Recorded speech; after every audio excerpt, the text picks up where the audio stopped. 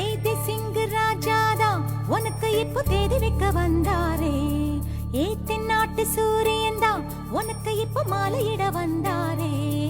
அடி பச்சரிசி 16 உன்னை இப்ப பொங்க வைக்க போறாரே. உன் கண்ணக்குழி ஓரத்துல முத்தமிட்டு கப்பல் விட போறாரே. ஓர கண்ணால் ஒன்ன அள்ள போறா ஒத்த பூ